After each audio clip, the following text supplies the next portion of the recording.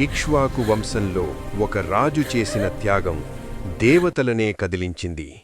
సరయూ నదీతీరంలో విస్తరించిన అయోధ్య రాజ్యాన్ని పాలించిన ఇక్ష్వాకు వంశరాజు హరిశ్చంద్రుడు సత్యానికి ప్రతిరూపంగా ప్రసిద్ధి చెందాడు. ఒకానొక సమయంలో రాజసూయ యాగం చేస్తున్న హరిశ్చంద్రుణ్ణి విశ్వామిత్ర మహర్షి దక్షిణగా రాజ్యాన్ని కోరగా హరిశ్చంద్రుడు క్షణం ఆలోచించకుండా తన రాజ్యాన్ని దానం చేశాడు. కాని పరీక్ష అక్కడితో ఆగలేదు.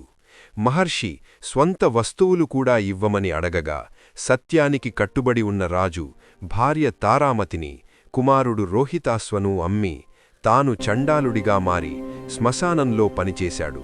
అక్కడ కూడా ధర్మాన్ని విడిచిపెట్టలేదు.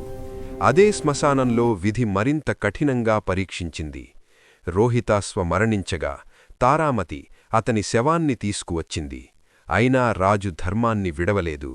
ధర్మం ప్రకారం దక్షిణ కోరాల్సి వచ్చింది. అంతలో విశ్వామిత్రుడు మరొక పరీక్షగా తారామతిని దయ్యమని, కుమారుణ్ణి చంపిందని ఆరోపించి ఉరిశిక్షకు నడిపించాడు. ధర్మం కోసం కత్తి ఎత్తినా సత్యం వదలను అన్న నిశ్చయంతో రాజు కత్తి ఎత్తిన క్షణమే దేవతలు ప్రత్యక్షమై పరీక్ష ముగిసిందని ప్రకటించారు. విశ్వామిత్రుడు సంతృప్తి చెంది రాజ్యం కుమారుడు తిరిగి ఇచ్చాడు.